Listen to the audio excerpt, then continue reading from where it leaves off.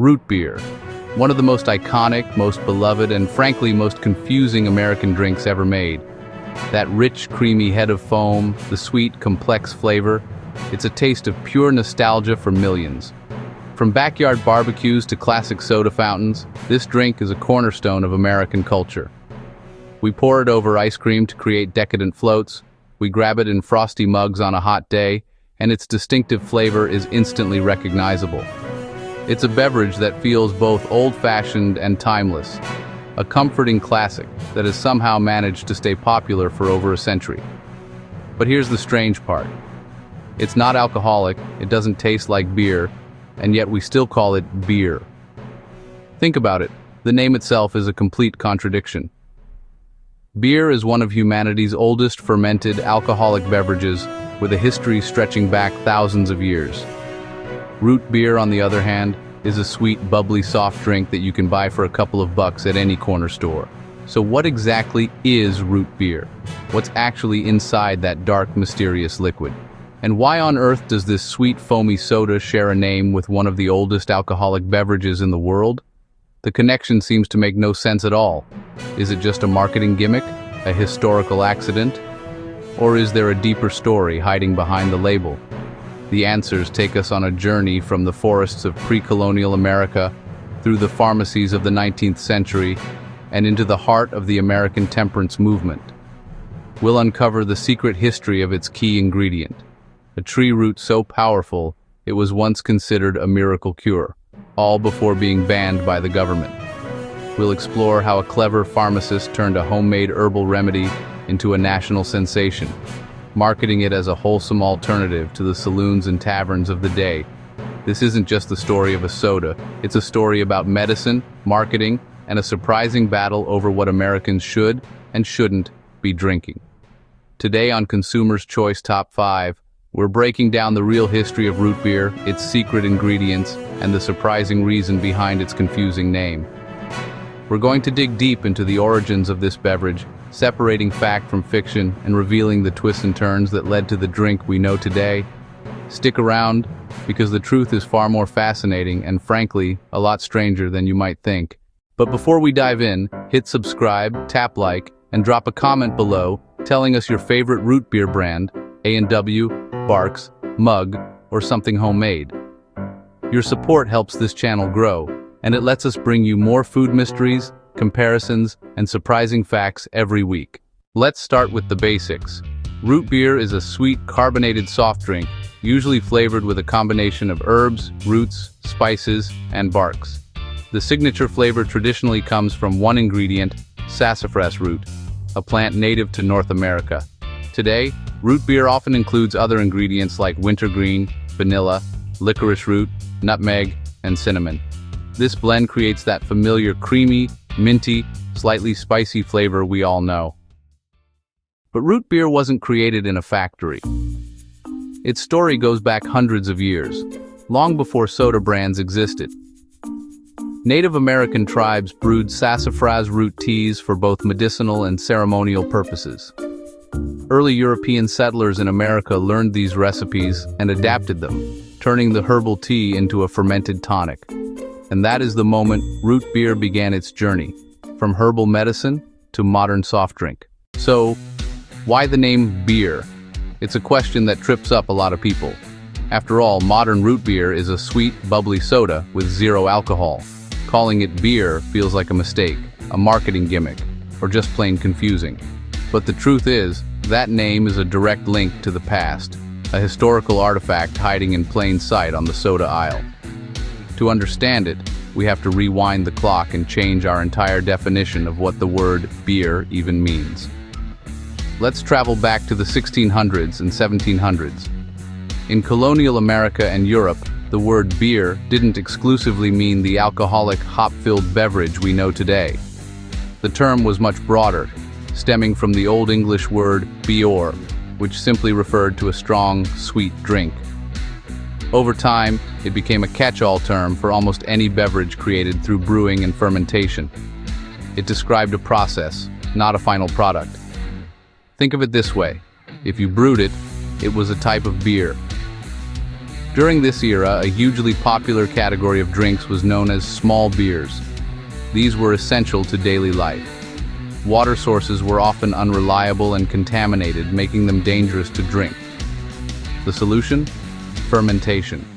Small beers were made by brewing all sorts of local ingredients, herbs, barks, spices, and yes, roots, to create a drink with a very low alcohol content, typically less than 1%. This minimal fermentation was just enough to kill off harmful bacteria, making the beverage safe to drink for the entire family, including children.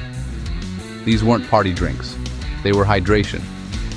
People made ginger beer from ginger root, birch beer from birch bark, and sarsaparilla beer from the sarsaparilla vine. Each was named for its primary flavoring ingredient, followed by the word that described its creation method, beer. And this is exactly where root beer gets its name. It began its life as one of these traditional small beers.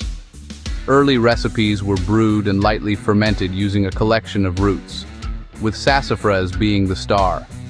The mixture was then stored in barrels to condition, just like its grain-based cousins. Because it was made from roots, and it was made through the process known as brewing beer, the name was simple, descriptive, and perfectly logical. Root beer. So the name isn't a mistake at all. It's a holdover from a time when beer was a verb as much as it was a noun, a reference to the centuries-old tradition of brewing safe, flavorful drinks from the land around you. The name stuck, even as the process evolved and the alcohol disappeared entirely. Now let's fast forward to the bustling, innovative world of the 1800s. Our story's next hero is a man named Charles Elmer Hyers, a devout Quaker and a respected pharmacist from Philadelphia. Hyers wasn't just dispensing medicine. He was a man driven by his principles, particularly his strong belief in the temperance movement, which advocated for abstinence from alcohol. His pharmacy was more than a shop. It was his laboratory, a place where he constantly experimented with natural ingredients, seeking to create wholesome, healthful beverages for the public. The pivotal moment for Hyers, and for root beer, arrived during a rather unexpected time, his honeymoon in New Jersey. While staying at a country inn, the innkeeper's wife served him a delightful, fragrant root tea, a traditional herbal beverage brewed from a secret family recipe. Hyers was instantly captivated. The complex, earthy flavor was unlike anything he had ever tasted. He saw more than just a pleasant drink. He saw a massive commercial opportunity. He managed to persuade the woman to sell him her recipe, and with that precious piece of paper in hand, he returned to his Philadelphia pharmacy with a singular mission. Hyers spent the next several years obsessively perfecting the formula.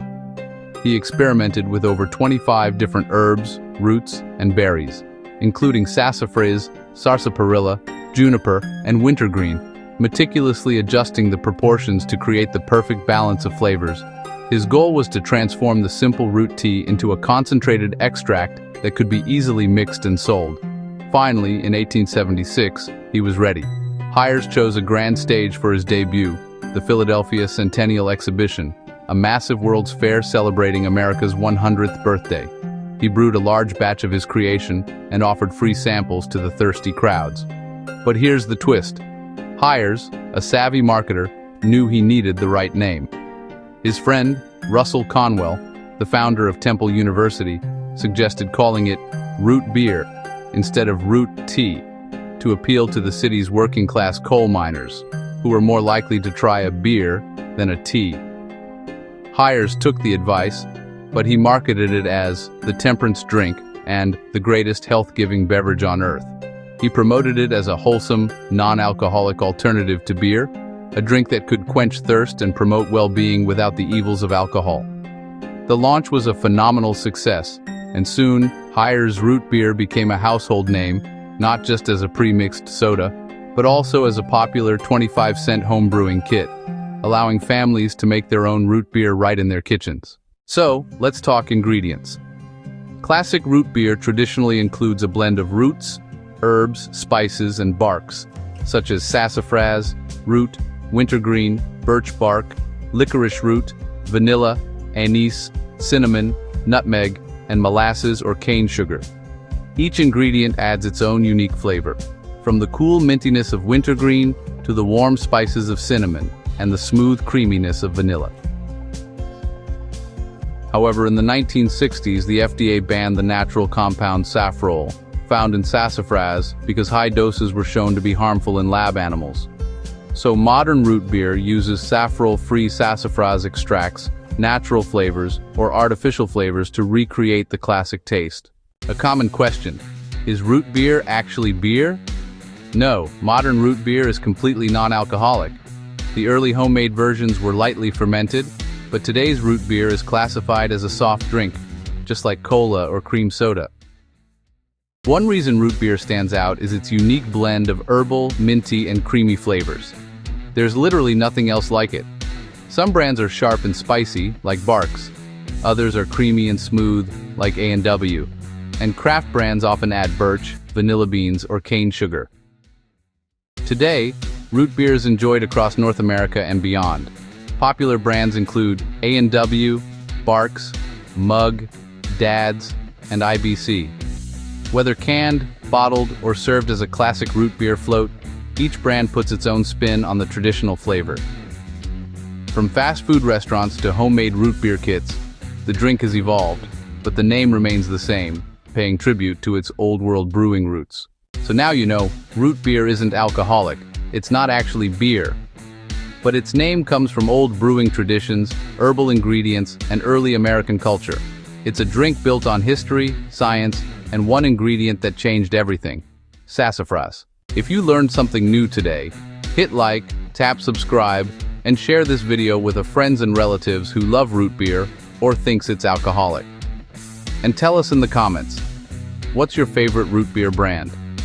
And what food or drink should we break down next? This is Consumer's Choice Top 5. Thanks for watching, and we'll see you in the next video.